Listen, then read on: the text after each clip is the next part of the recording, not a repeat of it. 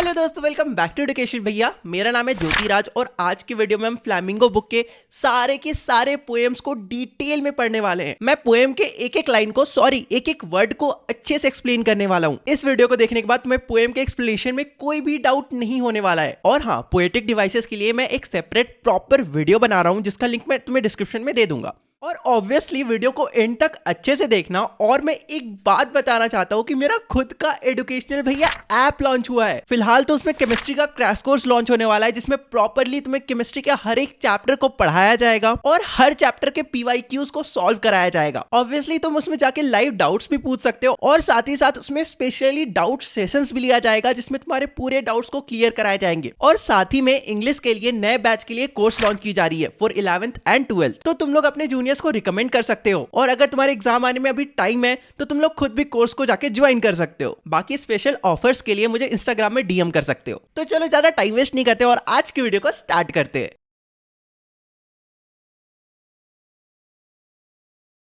Hey guys, welcome back to Education Bhaiya. तुम सबको पता है आज मैं तुम सबको क्या एक्सप्लेन करने वाला हूँ। तुम सबका मोस्ट इंपॉर्टेंट पोएम जो बोर्ड एग्जाम में आ सकता है जिसका नाम है अ रोड साइड स्टैंड। मैंने इसे मोस्ट इंपॉर्टेंट इसलिए कहा ना बिकॉज ट्रस्ट मी, इस पोएम में बहुत सारे डिफिकल्ट वर्ड्स हैं या फिर तुम कह सकते हो बहुत सारे हिडन मीनिंग वर्ड्स हैं जो तुम्हें जानना बहुत जरूरी है। बट तुम्हें पता है मैं हूँ तुम सबका favourite one and only educational भैया जो कराएगा तुम्हें ये चैप्टर इजीएस्ट वे में एक्सप्लेन ताकि तुम एग्जाम में ला पाओ फुल मार्क्स। ता I really hate myself after this dialogue. तो देखो, इस चैप्टर को लिखा है रॉबर्ट फ्रॉस्ट जी ने और हमने इनकी ऑलरेडी बहुत सारी पोएम पढ़ रखी है जैसे कि the road not taken, fire and ice, dust of snow और वगैरह वगैरह वगैरह। इन्होंने बहुत सारी पोएम लिखी है। इनकी मोस्टली पोएम ह्यूमन ट्रेजेडीज और फियर मतलब डर के ऊपर होती है। ये अपने पोएम से ना कॉम्प्लेक्सिटी ऑफ लाइफ और बर्डन को एक्सेप्ट करना सिखाते हैं। और रोड साइड स्टैंड पोएम के माध्यम से उन्होंने ऐसे लोगों के लाइफ्स के बारे में बताया है ना जिनके पास बेसिक नीड्स तक नहीं है, जैसे कि रोटी, कपड़ा और मकान। ऑब्वियसली मतलब वो कपड़ा पहनते हैं बट सफिशिएंट अमाउंट में नहीं है। I think you got the point right. उन्होंने हार्श रियलिटी दिखाने की कोशिश की है, मतलब कड़वा सच दिखाने का कोशिश किया है और ऐसे लोगों के प्रति, ऐसे लोग जिनके पास बेसिक नीड्स भी नहीं है, उनके प्रति दया मतलब सिंपैथी और ह्यूमैनिटी भी दर्शाया है। अभी कुछ लोगों के मन में ख्याल आया होगा ना कि मैंने अभी स्टार्टिंग के कुछ मिनट रॉबर्ट फ्रॉस्ट जी के बारे में मतलब पोएट के बारे में क्यों बताया, क्योंकि एग्जाम में डायरेक्ट क्वेश्चन आता है। ठीक है, पोएट के बारे में लिखने, स्टोरी के बारे में लिखने, पोएट के एस्पेक्ट से लिखने। तो अभी जो मैंने चीज बताया ना कि उन्होंने ये पोएम क्यों लिखा है और उनका पोएम लिखने का मेन मोटिव क्या होता है, ये सब चीज याद रखना। Okay, before I start the video, मैं बहुत ज्यादा क्यूरियस हूँ ये जानने के लिए कि तुम लोगों ने रोड साइड किनारे से सबसे महंगा चीज क्या खरीदा है। आई मीन रोड साइड किनारे जो स्टॉल लगता है ना जिसमें फ्रूट्स, वेजिटेबल्स, क्लोथ्स और हैंडमेड चीजें होती है, उसमें से तुमने आज तक सबसे महंगा चीज क्या खरीदा है, प्लीज कमेंट सेक्शन में मुझे बताना। और एक चीज, अभी तुम वीडियो की लेंथ चेक कर लो और जितना बड़ा ये वीडियो है ना उस पूरे लेंथ तक तुम्हारी आंख इस वीडियो से नहीं हटनी चाहिए, क्योंकि तुम्हें स्क्रीन में बहुत सारे हिडन मीनिंग वर्ड्स के मीनिंग दिखेंगे तो वो चीज तुम्हें देखना जरूरी है। और दूसरी बात, कान में ईयरफोन डाल लो, इससे मैं जो भी चैप्टर में एक्सप्लेन करूंगा ना वो तुम्हें इजीली समझ में आ जाएगा और इजी अंडरस्टैंडिंग में भी हेल्प करेगा। तो डाल लिए, चलो शुरू करते हैं। एक छोटा पुराना घर है जिसके आगे शेड लगा है ताकि शेड के नीचे सामान रखा जा सके और रख के बेचा जा सके। वो घर रोड के किनारे है जहाँ व्हीकल्स स्पीड से आते जाते रहते हैं। उस घर के ओनर ने उस शेड को इस उम्मीद में लगाया है कि उन व्हीकल्स में से कोई तो उतरेगा और उनके शेड के नीचे जो सामान है उसे आकर खरीदेगा। उस घर के जो ओनर है ना वो बहुत ज्यादा सैड है क्योंकि वो डेस्परेट है पैसा कमाने के लिए। नहीं, वो लोगों से फ्री में ब्रेड खाने को नहीं मांग रहे हैं, वो चाहते हैं कि कोई उनका सामान को आके खरीदे, बदले में पैसा देके चले जाए, क्योंकि फ्लो ऑफ मनी हर किसी के बेहतर जिंदगी के लिए इम्पोर्टेंट होता है। फिर पोएट कहते हैं कि जो शहरी लोग हैं मतलब जो कि फ्लावर ऑफ सिटीज हैं, वो अपने पैसों से इन रोड साइड स्टैंड को बचा सकते हैं डूबने से या फिर बिखर के टूटने से। पर अमीर लोग जो होते हैं मतलब जो शहरी लोग होते हैं वो स्टैंड की तरफ देखते तक नहीं है, अगर देखते भी है तो बहुत ज्यादा इरिटेट हो जाते हैं उस गंदे स्टैंड को देखकर। अब तुम्हें पता है इसके पीछे दो रीजन है। पहला तो ये कि वो जो स्टैंड है ना वो ब्यूटीफुल लैंडस्केप को ढक रहा है, मतलब कि ब्यूटीफुल सीनरी को ढक रहा है जैसे कि ट्रीज, माउंटेन, वाटर बॉडीज, ये सबको। और दूसरा रीजन, उस स्टैंड के आगे जो बोर्ड लगा हुआ है ना जिसमें डायरेक्शन दिखाया जाता है वो गलत है, मतलब जो नॉर्थ और साउथ का डायरेक्शन है वो गलत दिखाया गया है। बस उसमें डायरेक्शन ही गलत नहीं दिखाया है बल्कि उस बोर्ड में जो नॉर्थ साउथ लिखा गया है ना वो भी बहुत गंदे तरीके से लिखा गया है, पेंट मतलब बहुत ही गंदा क्वालिटी का पेंट यूज किया गया है। फिर पोएट कहते हैं लोगों को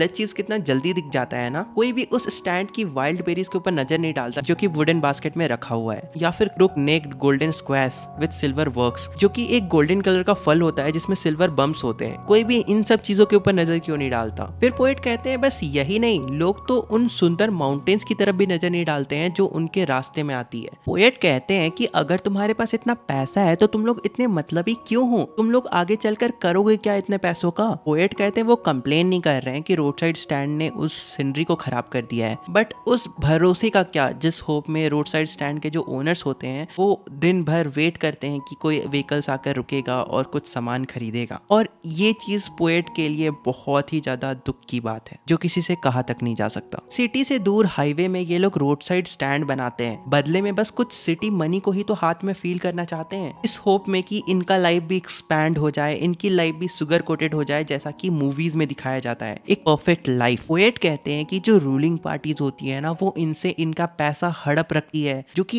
एक्चुअली में इनका है। पोएट कहते हैं कि न्यूज में दिखाया जाता है कि इन गरीब लोगों की फैमिलीज को बाहर लाया जाएगा, अच्छे से विलेज में रखा जाएगा जहाँ पे थिएटर्स होंगे, स्टोर्स होंगे और इन्हें किसी भी तरह की बेसिक नीड्स के लिए प्रॉब्लम नहीं होगा। मतलब कि बेसिक नीड्स के लिए तो सोचना भी नहीं पड़ेगा। बट एक्चुअली में ये सब बस ग्रीडी गुड डूअर्स हैं जो अच्छा तो करना चाहते हैं बट इसके पीछे उनका बहुत बड़ा लालच छिपा होता है, जो खुद जरूरत पड़ने पर जंगली जानवर जैसा इन लोगों का शिकार भी कर सकते हैं। उन्हें फर्क नहीं पड़ता कि लोगों के साथ क्या होगा, वो बस लोगों के इमोशन के साथ खेलते हैं, वो बस उन्हें बड़ी बड़ी बातें बोलकर अपने झांसों में फंसाते हैं। फिर पोएट कहते हैं तुम्हें पता है ऐसे लोग मतलब कि जो पॉलिटिशियंस होते हैं ये इन गरीब लोगों की लाइफ्स को इस तरह से घेर लेते हैं जिसमें ये गरीबों को बड़े बड़े सपने दिखाते हैं, वो गरीबों को ये दिखाते कि उनका बेनिफिट हो रहा है, बट वो सब कुछ ऐसे कैलकुलेटेड होता है। मतलब कि यहाँ बेसिकली स्कीम्स की बात की जा रही है जो गरीबों को दी जाती है, बट ये सब जो स्कीम्स होती है वो ऐसे कैलकुलेटेड होती है ना कि गरीबों को लगता है कि एक्चुअल में उनका फायदा है, बट एक्चुअल में ये सारे क्लेवर लोग उनको उल्लू बनाते हैं। फायदा गरीबों का नहीं बल्कि फायदा क्लेवर लोगों का मतलब पॉलिटिशियंस का होता है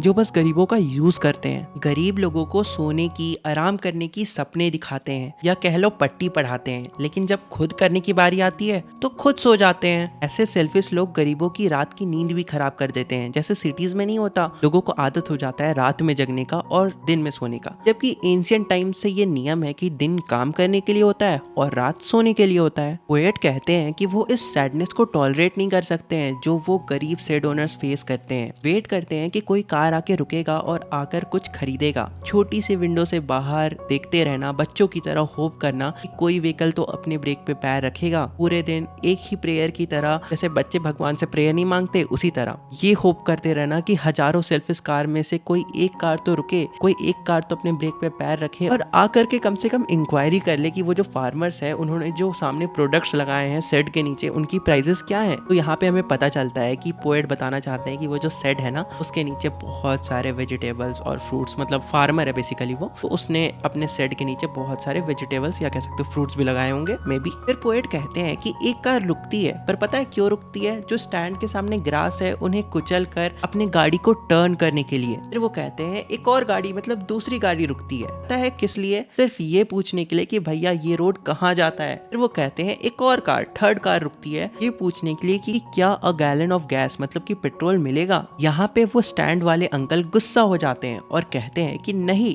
नहीं वो नहीं बेच सकते, उनके पास नहीं है। क्या उस कार ड्राइवर को दिखता नहीं? यहाँ पे वो ऐसा इसलिए कहना चाहते हैं ना क्योंकि एक्चुअली वो अफोर्ड ही नहीं कर सकते हैं पेट्रोल को अपने स्टैंड के ऊपर रखना, उनके पास इतना पैसा ही नहीं है। यहाँ पे पोएट जो होते हैं ना वो स्टैंड ओनर के पर्सपेक्टिव से बोलते हैं कि जिस तरह का हम काम करते हैं सिटीज के बाहर मतलब विलेजेस में या फिर कह लो कंट्री साइड में, और जिस तरह की चीजें हम बेचते हैं इससे हम अपने लिविंग कंडीशन को इम्प्रूव नहीं कर सकते। हमारे पास रिसोर्सेज की इतनी कमी है कि प्रॉब्लम दूर करना इम्पॉसिबल सा है, इसलिए हम अंदर ही अंदर हर चीज को लेकर कंप्लेन करते रहते हैं। यहाँ पे पोएट कहते हैं मैं ये सोच के खुद को रोक नहीं पाता कि इन लोगों को उस टाइम कितना रिलीफ मिलेगा जब मैं एक ही बार में मतलब एक ही झटके में चुटकी बजा एक ही चुटकी में इन सबको इनके प्रॉब्लम्स और पेन से बाहर ला सकूंगा। बट अगले ही पल मतलब अगले ही दिन जब मैं रियलिटी को फेस करता हूँ, सोचता हूँ, वंडर करता हूँ कि तुम सब आओ मेरे पास, हम सबको बोल रहे हैं कि तुम सब आओ मेरे पास और मुझे इस प्रॉब्लम से, मुझे इस पेन से बाहर निकालो। और तुम सब मुझे इस पेन से तभी बाहर निकाल पाओगे जब तुम लोग उस रोड साइड स्टैंड के सामने उतरा करोगे और उन गरीबों को उनकी पेन से बाहर निकालोगे। मतलब कि यहाँ पोएट कह रहे हैं कि हम उन्हें उनकी पेन से तभी बाहर निकाल सकते हैं जब वो गरीब लोग, मतलब जो रोड साइड स्टैंड के ओनर है ना, वो लोग अपने पेन से बाहर आएंगे, मतलब जब वो लोग खुश होंगे, मतलब कि जब उनकी लाइफ से प्रॉब्लम और पेन दूर होगी। एंड ऐसे हमारा ये जो पूरा पोएम है इंटरेस्टिंग सा, प्यारा सा, मजेदार सा खत्म होता है। एंड ट्रस्ट मी, मैंने तुम्हें एक एक वर्ड एक्सप्लेन करा है, और बाकी जो हार्ड वर्ड्स है, हार्ड मीनिंग है, वो तो तुमने स्क्रीन पे देख ही लिया होगा, इसलिए मैं बोल रहा था कि वीडियो के स्क्रीन से नजर मत हटाना।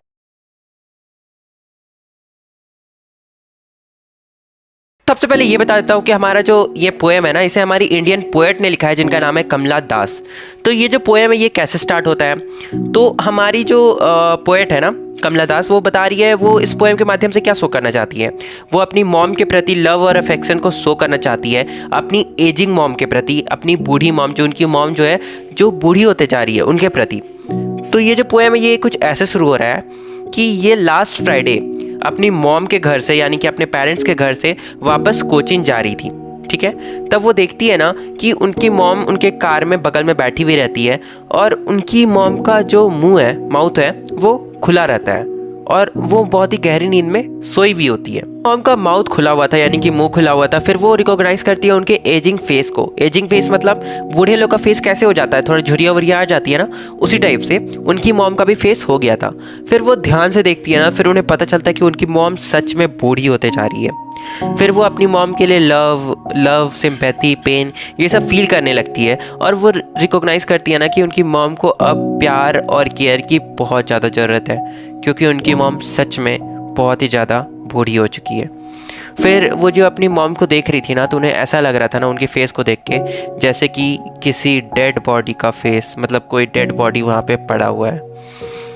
उन्हें अपनी मॉम के लिए बहुत ही ज़्यादा दुखी, समझ लो दुखी महसूस हो रहा था, मतलब बहुत ही ज़्यादा बुरा फील हो रहा था। पे हमारी जो पोएट होती है ना, वो इस ग्लूम से बाहर आना चाहती थी। ग्लूम मतलब ट्रॉमा, ट्रॉमा मतलब वो जो सिचुएशन था, जो वो अपनी मॉम को देख रही थी, उन्हें जो बहुत बुरा लग रहा था, वो जो बहुत ख़राब वाला सिचुएशन था ना, गंदा वाला सिचुएशन, जब उन्हें अपनी मॉम को देख के बहुत ही ज़्यादा बुरा फील हो रहा था, वो वाले सिचुएशन से वो बाहर आना चाहती थी। इसलिए वो अपनी खिड़की से, वरना यानी कि कार के विंडो से बाहर देखती है। फिर वो देखती है ना कि वो जो पेड़ होते हैं, बहुत सारे पेड़ जो होते हैं ना, उन्हें देख के ऐसा लग रहा था कि पेड़ दौड़ दौड़ के पीछे भाग रहे हैं। एक्चुअली में पेड़ तो पीछे भाग नहीं सकते हैं, तो क्या हो रहा था, कार जब आगे चल रहा था, कार मूव कर रहा था, और जब वो बाहर देख रही थी तो उन्हें ऐसा लग रहा था कि पेड़ दौड़ दौड़ के पीछे जा रहे हैं, पर एक्चुअली में क्या हो रहा था, कार मूव कर रहा था, ठीक है। और फिर वो कुछ बच्चों को देखते हैं, जो कि बच्चे जो होते हैं बहुत ज़्यादा खुश रहते हैं, खेल रहे होते हैं, खिलखिला रहे होते हैं। फिर वो नोटिस करती है ना, फिर वो कहती है कि उनकी जो मॉम है ना, वो इस यंग ट्री से और इन यंग बच्चों से बहुत ही ज़्यादा अपोजिट है, ठीक है, कॉन्ट्राडिक्टरी है। क्योंकि उनकी मॉम है वो ओल्ड हो चुकी है, वो बूढ़ी होते जा रही है, वो जल्दी ही उन्हें छोड़ के चली जाएगी। पर अपोजिट ये है ना, ये जो ट्रीज़ हैं ये कितने फुर्तीले हैं, ये मतलब एकदम जोश वोश को, मतलब जोश वोश को सिम्बोलाइज़ कर रहे हैं, ठीक है, अच्छे अच्छे चीज़ को सिम्बोलाइज़ कर रहे हैं। और वो जो बच्चे हैं वो बहुत ही ज़्यादा यंग है, और उनमें एकदम सब कुछ जोश वोश सब भरा हुआ है, और उनकी मॉम अपोजिट है, एकदम मरियल टाइप सी हो गई है। अब जो हमारी पोएट है ना, वो एयरपोर्ट के सिक्योरिटी चेक से आगे निकलती है, यानी कि सिक्योरिटी जो चेक होता है जिससे पास करके आगे जाना होता है, वो वहाँ से आगे निकलती है। फिर उनकी मॉम कुछ यार्ड्स दूर खड़ी होती है, बस कुछ ही दूरी पे खड़ी होती है। वो मुड़ के अपनी मॉम की तरफ देखती है, अपनी मॉम के फेस की तरफ देखती है, जो कि बहुत ही ज़्यादा डल, कलरलेस, बहुत ही ज़्यादा समझ रहे हो ना, बुढ़ापे टाइप से जो एजिंग फेस होता है उसे देखती है।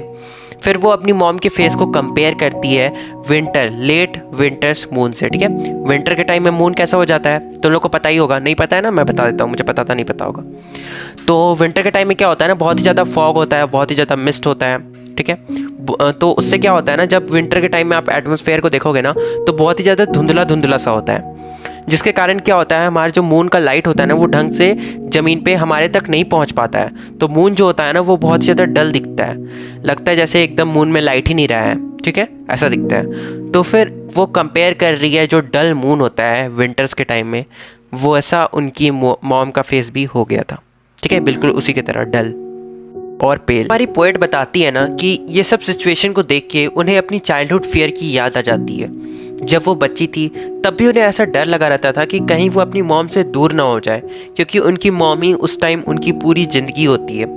एक बच्चे के लिए उसकी माँ कितनी इम्पॉर्टेंट होती है ये आप सभी लोग जानते होंगे, तो फिर यही वाली फियर जो होती है ना उस टाइम पोएट को भी होती है, क्योंकि उस टाइम उसकी मॉम ही सब कुछ होती है, ठीक है। तो फिर यही फियर उन्हें वापस से महसूस होने लगती है। पर पता है क्या होता है, हमारा जो अब पोएम एंड हो रहा है यहाँ पे, हमारी पोएट क्या करती है, हमारी पोएट जो होती है ना वो अपनी मॉम की तरफ देख रही होती है, फिर स्माइल करती है और फिर कहती है कि सी यू सून अम्मा। अम्मा तुम्हें पता है मम्मी को कहते हैं, अलग पता नहीं कौन से लैंग्वेज में, बट कहते हैं, हिंदी में ही कहते हैं शायद। तो फिर वो अपनी मॉम की तरफ देखती है, कहती है सी यू सून अम्मा, ठीक है। और फिर वो वहाँ से smile and smile and smile, यानी कि स्माइल करती है बस अपनी मॉम को देख के, और फिर वहाँ से चली जाती है। और इस तरह से हमारा जो पोएम रहता है वो ख़त्म हो जाता है, ठीक है। अब तुम लोग बताओ कि तुम लोग को पोएम का एक्सप्लेनेशन कैसा लगा, मतलब पोएम का एक्सप्लेनेशन समझ में भी आया या फिर नहीं आया। नहीं आया तो वो भी कमेंट करके बता दो, ठीक है। और आ गया तो वो भी बता दो कैसा फील हुआ, एंड सब्सक्राइब किया हो कि नहीं अभी तक ये भी बता देना और वीडियो को लाइक भी कर देना, ठीक है।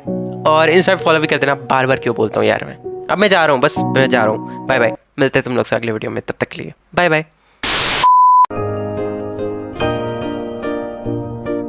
उंगली पकड़ के फिर से सिखा दे, गोदी उठा लेना माँ, आंचल से मेरा मुंह पोंछ देना, मैला सा लागे जहाँ।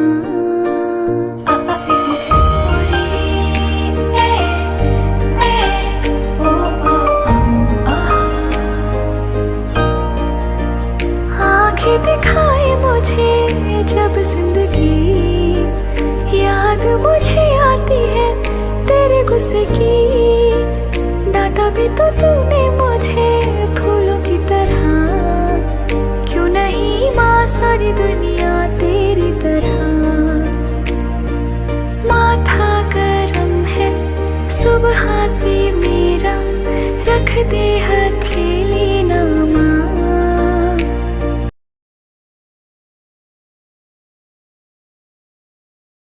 हे हेलो दोस्तों, वेलकम बैक टू एजुकेशन भैया। एंड पता है आज हम क्या करने वाले हैं, वही जो मैं हर बार करता हूँ यार। मैं वैसे क्या करता हूँ यार यूट्यूब में, हाँ याद आया, मैं तो एक्सप्लेन करता हूँ। तो मैं आज तुम लोग को एक चैप्टर एक्सप्लेन करूंगा, सॉरी एक पोएम एक्सप्लेन करूंगा जिसका नाम है कीपिंग क्वाइट। सो हमारा पोएम का नाम है कीपिंग क्वाइट, और इसके जो पोएट है उनका नाम है पैब्लो नेरूडा। और पैब्लो नेरूडा का जो बॉर्न था वो 1904 में हुआ था, और उनका डेथ 1973 में हुआ।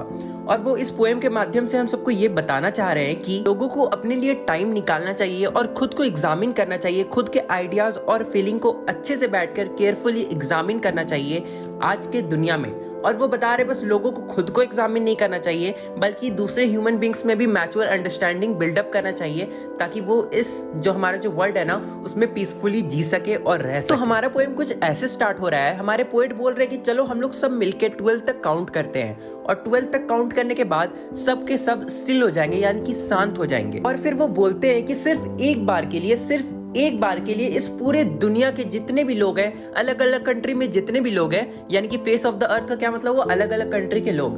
तो वो कह रहे इस अलग अलग कंट्री में जितने भी लोग हैं ना, सब बस एक बार के लिए पूरा शांत हो जाएं, और कोई भी अपना लैंग्वेज नहीं बोलेगा। मतलब इस पूरे दुनिया में जितने भी लोग हैं ना, सब शांत हो जाएंगे और कोई किसी भी टाइप का लैंग्वेज नहीं बोलेगा, सबके सब शांत रहेंगे। सिर्फ 1 सेकेंड के लिए कोई भी अपना आर्म्स को यूज नहीं करेगा। आर्म्स का यहाँ पे 2 मतलब हो सकता है, एक हमारा बॉडी पार्ट्स का जो आर्म्स होता है, और दूसरा आर्म्स का मतलब हो सकता है वेपन। फिर हमारे पोएट बोल रहे कि अगर ऐसा हो गया तो ये जो मूवमेंट होगा ना, ये बहुत ही ज्यादा एक्सोटिक मूवमेंट होगा। एक्सोटिक मतलब यूनिक और अट्रैक्टिव मूवमेंट। हाँ ऑब्वियसली अगर इस दुनिया के सारे लोग शांत हो जाते हैं और क्वाइट हो जाते हैं तो वो मूवमेंट ऑब्वियसली अट्रैक्टिव तो होगा ही। फिर हमारे पोएट बोल रहे हैं कि it would be an exotic movement without rush and without engine. मतलब उस टाइम कोई भाग दौड़ नहीं होगा, कोई मशीन नहीं चलेगी, और हम लोग उस साइलेंस में सब के सब जितने भी लोग हैं ना, सब एक साथ हो जाएंगे। और ये सब कुछ ना एकदम अचानक से हो जाएगा। अगर हम लोग शांत हो जाते हैं, पूरे के पूरे लोग इस दुनिया में जितने भी लोग हैं, तो ये सब कुछ जो भी हो रहा है ना,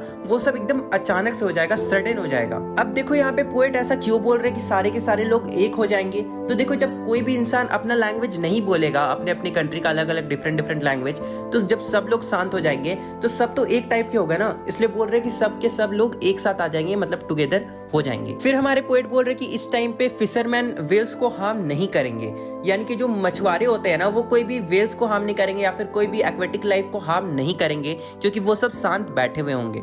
फिर वो बोल रहे कि जो लोग सॉल्ट को इकट्ठा करते हैं ना, मेहनत करते हैं नदी के किनारे समुद्र के किनारे जो सॉल्ट को इकट्ठा करते हैं, वो लोग रियलाइज करेंगे कि वो लोग ये सब काम करते करते अपने आप को कितना हर्ट कर चुके हैं, अपने हाथों को कितना नुकसान पहुंचा चुके हैं। फिर हमारे पोएट बोल रहे हैं कि जो लोग भी ग्रीन वार्स कर रहे हैं, यानी कि नेचर के अगेंस्ट वार कर रहे हैं, हाँ वो लोग सोशल डेवलपमेंट के लिए ही कर रहे हैं, वो लोग बहुत बड़े बड़े बिल्डिंग्स बना दे रहे हैं, बड़े बड़े काम कर रहे हैं, मॉल्स बना दे रहे हैं, पर वो लोग आखिर कर क्या रहे हैं, एक्चुअली में क्या कर रहे हैं? वो लोग पेड़ को काट दे रहे हैं, इन्वायरमेंट को मतलब खत्म कर दे रहे हैं, और लास्ट में क्या होगा? अगर इन्वायरमेंट बचेगा ही नहीं तो हम भी नहीं बच पाएंगे और लास्ट में हम भी मर जाएंगे। और पोएट ये भी बोलते हैं कि जो लोग वार with gas and war with fire, मतलब गोली बारूद केमिकल ये सबसे मारपीट कर रहे हैं, मतलब समझ रहे हो ना, न्यूक्लियर वेपन, ये सबसे जो वार लड़ रहे हैं, ये सब लड़के भी क्या फायदा? अगर जीत भी गए तो हमारे साथ सेलिब्रेट करने के लिए तो कोई सर्वाइवर रहेगा ही नहीं, तो ये सब वार जीत के भी क्या फायदा? फिर हमारे पोएट बोल रहे कि बस एक बार के लिए क्यों ना सब एक साथ क्लीन क्लोथ्स पहन के साथ में चले, एकदम ब्रदर जैसा,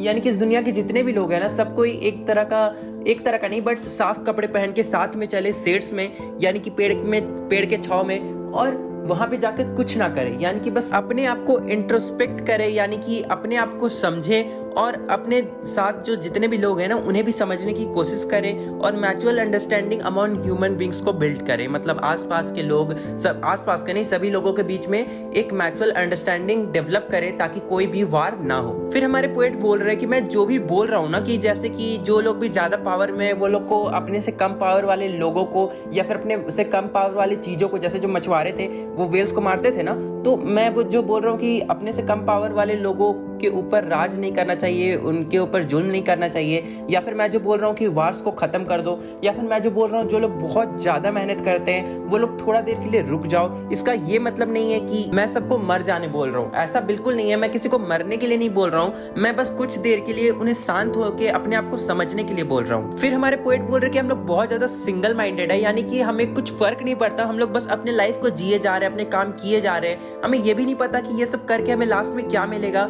इससे क्या पॉजिटिव और नेगेटिव इफेक्ट पड़ेगा दूसरों पे, हम लोग कुछ नहीं सोचते हैं, बस हम लोग बस काम किए जा रहे हैं, बस जीने के लिए। फिर हमारे पोएट बोल रहे हैं कि अगर हम लोग सिंगल माइंडेड नहीं होते और कुछ देर के लिए साइलेंस में चले जाते तो हमें दो फायदा होता। सबसे पहला फायदा तो ये होता कि जो हम लोग अपने आप को समझ नहीं पा रहे हैं और बस अंदाजी काम किए जा रहे बिना ये सोचे कि उसका क्या फायदा या नुकसान हो रहा है, हम उस चीज को समझ पाते और जो भी नेगेटिव इंपैक्ट पड़ रहा है ना उसे सुधार पाते। और फिर दूसरा फायदा क्या होगा? दूसरा फायदा ये होगा कि हम लोग जो मौत से डरते हैं ना वो डर खत्म हो जाएगा, यानी कि उसके बाद हमें मरने से डर नहीं लगेगा।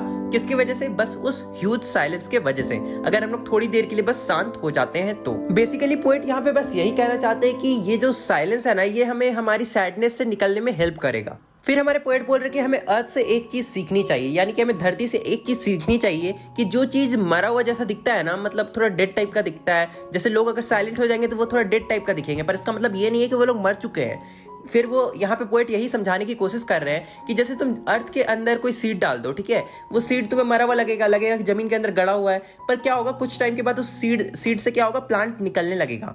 मतलब उस मरे हुए चीज से, जो मरा जैसा दिख रहा है उस चीज से एक लिविंग चीज भी निकलने लगेगा और वो धीरे धीरे बड़ा हो जाएगा। और ये चीज हमें अर्थ से सीखनी चाहिए। यहाँ पे ओवरऑल पोएट बस एक ही चीज कहना चाह रहे हैं कि बस हमें खुद को थोड़ा सा टाइम देना चाहिए, थोड़ा शांति से बैठ के सोचना चाहिए और खुद को समझना चाहिए कि हम लाइफ में क्या कर रहे हैं और हम जो कर रहे हैं हम सही कर रहे हैं या गलत कर रहे हैं और कैसे सैडनेस से बाहर आ सकते हैं। और यहाँ पे पोएम खत्म हो रहा है, पर लास्ट लाइन में यहाँ पे पोएट ये कह रहे हैं कि मैं फिर से अब 12 काउंट करूंगा और तुम लोग बस शांत हो जाना और मैं यहाँ से चला जाऊंगा। तुम लोग शांत हो जाके अपने आप को समझना, यानी कि तुम लोग शांत हो जाना और अपने आप को इंट्रोस्पेक्ट करना, यानी कि समझ ही गए ना, खुद को समझना, खुद के फीलिंग्स को और अपने अंदर की भावनाओं को। यार समझ गए होगे, पूरा पोएम पढ़ा दिया और यहाँ पे पोएम खत्म हो जाता।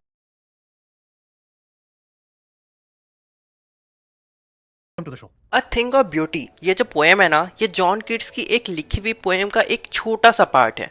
मतलब जॉन कीट्स ने एक पोएम लिखा था जिसका नाम था इंडीनियम अ पोएटिक रोमांस। अब तुम लोग यहाँ रोमांस से समझ रहे हो कि लड़का लड़की वाला प्यार, सालों सुधर जाओ यार, यहाँ लड़के लड़के वाले प्यार नहीं है, माँ बाप वाला प्यार भी हो सकता है एंड नेचर वाला प्यार भी हो सकता है।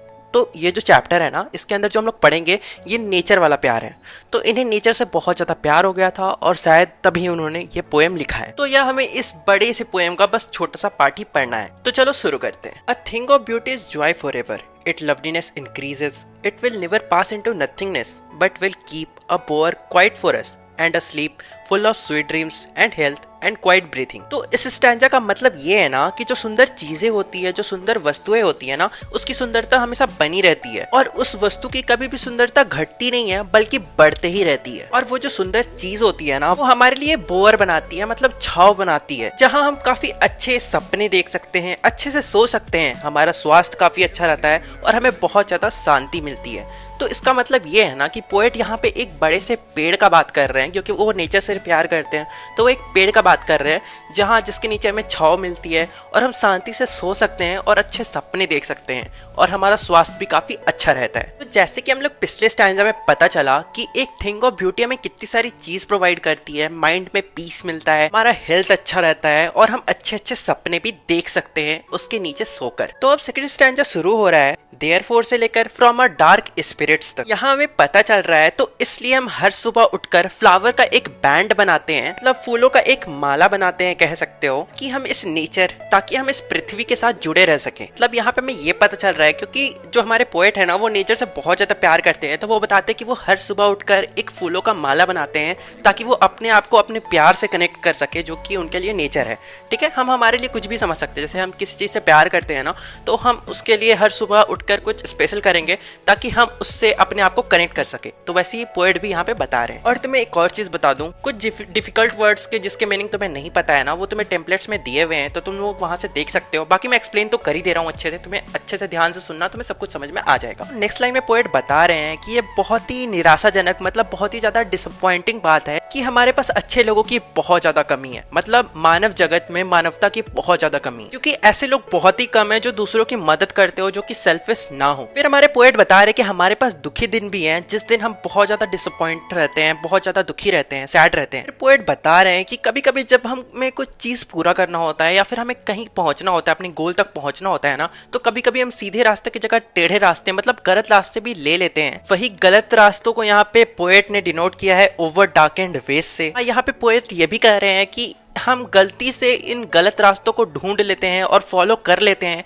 ताकि हम अपने मंजिल तक जल्दी पहुंच जाएं। फिर हमारे पोएट बता रहे ये सब के बावजूद, चाहे हम कितने भी गलत रास्ते में चले जाए, कितने भी गलत कदम उठा ले, वो जो थिंग ऑफ ब्यूटी होती है ना, वो सैडनेस को हटा देती है, मतलब मोस्ट अवे द पाल, मतलब सैडनेस को हटाना, हमारे अंदर से डार्क स्पिरिट जो होता है ना, उसको हटा देती है। फिर हमारे पोएट बता रहे हैं कि उनके लिए बहुत सारी चीज है जिसे वो थिंग ऑफ ब्यूटी मानते हैं। मतलब हमें स्टार्टिंग से लग रहा था कि वो बस ट्री को थिंग ऑफ ब्यूटी मानते हैं, बट ऐसा नहीं है। वो ट्री के अलावा भी बहुत सारी चीज है जिन्हें वो थिंग ऑफ ब्यूटी मानते हैं, जैसे कि सन हो गया, मून हो गया, पुराने पेड़ हो गए, यंग पेड़ हो गए। फिर इनके जो छोटे छोटे पौधे होते हैं ना, वो भी उनके लिए थिंग ऑफ ब्यूटी है। जो छोटे छोटे पेड़ होते हैं ना, जो कि इवन इंसान को शेड नहीं दे सकते, बल्कि एक शिप को भी मतलब शेड दे सकते हैं ना, मतलब छाव दे सकते हैं, एक छोटे से जानवर को भी छाव दे सकते हैं ना, उसे भी वो एक थिंग ऑफ ब्यूटी मानते हैं। फिर हमारे पोएट जो है ना, वो बोलते हैं कि जो डेफोडिल्स होते हैं, जो कि जंगल में रहते हैं, ग्रीन वर्ल्ड में रहते हैं, उन्हें भी वो थिंग ऑफ ब्यूटी मानते हैं। और तुम्हें डेफोडिल्स कैसा होता है स्क्रीन पे दिख रहा होगा, ये एक तरह का फ्लावर होता है। फिर हमारे जो पोएट है ना, वो बता रहे हैं कि जैसे कि रील्स होता है, रील्स मतलब छोटे छोटे नहर समझ लो, छोटे छोटे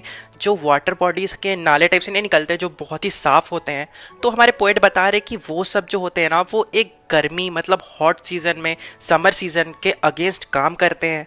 और वो जो जंगल होता है, जो पेड़ होता है, इवन वो खुद के लिए एक ठंडक प्रोवाइड करते हैं, क्योंकि अगर जो वाटर है ना, वो डायरेक्ट किसी पेड़ पे गिरेगा, किसी जंगल पे गिरेगा, तो वो इवोपरेट हो जाएगा। लेकिन अगर वो इस नाले के फॉर्म में जाएगा ना, तो वो इवोपरेट नहीं होगा, क्योंकि वो एक कंटिन्यूस वाटर होगा। और ये जो साफ पानी के पतले पतले स्ट्रीम्स है, या नाला बोलो, या तुम्हें जो भी इजी लगे समझने में वो तुम समझो, ये इसे भी पोएट एक थिंग ऑफ ब्यूटी मानते हैं। फिर हमारे पोएट बता रहे कि जो दो बड़े पेड़ों के बीच में छोटे छोटे पौधे होते हैं या छोटे छोटे जो पेड़ होते हैं ना, वो भी एक एक थिंग ऑफ ब्यूटी है। ये जो छोटे छोटे पौधे होते हैं या फिर ये जो छोटे छोटे पेड़ होते हैं ना, इसमें एक बहुत ही प्यारी सी खुशबू होती है मस्क रोज ब्लूम्स की। ये पता नहीं क्या है, मैंने कभी सूंघा नहीं है, बट ऐसी खुशबू होती है। ये जो प्यारी सी स्मेल होती है ना रोज की, ये पूरे एरिया को कवर की हुई होती है। और एट द एंड हमें यहाँ पे पोएट ये बता रहे हैं कि जो बड़े बड़े लोग हैं, माइटी लोग हैं, जिनकी कहानियां हम सुनते हैं, उनकी मौत कैसी हुई, जो फ्रीडम फाइटर्स हैं, ये सब भी एक थिंग ऑफ ब्यूटी है, क्योंकि हमें कुछ लेसन मिलता है उनसे कि उनकी मौत या फिर उनका जो एक्सपीरियंस होता है ना लाइफ का, वो हमें एक लेसन दे जाता है, इसलिए वो भी एक थिंग ऑफ ब्यूटी है। ये जो लेसन हो सकता है ये ब्रेविनेस के हो सकता है, सैक्रिफाइस का हो सकता है, और इस टाइप के अलग अलग के बाद पोएट ये बता रहे कि जितने भी प्यारी प्यारी कहानियां जो हमने पढ़ी है या फिर किसी से सुनी है ना, वो भी एक थिंग ऑफ ब्यूटी है। फिर एट द लास्ट हमारे जो पोएट है ना, वो ये कह रहे हैं कि ये जो थिंग ऑफ ब्यूटी है ना, ये बिल्कुल एक एंडलेस फाउंटेन की तरह है, जो कि कभी नहीं खत्म होती है, बिल्कुल एक अमृत के जैसा, जो कि हमारे ऊपर डाला जाता है। कहाँ से डाला जाता है? स्वर्ग से। मतलब यहाँ पे ये बताया जा रहा है कि ये जो थिंग ऑफ ब्यूटी है ना, वो बिल्कुल एक फाउंटेन की तरह है, एंडलेस फाउंटेन की तरह है, जो कि स्वर्ग से हमारे ऊपर डाला जाता है। और इसी तरह हमारा जो प्यारा सा जो चैप्टर है ना, वो खत्म होता है।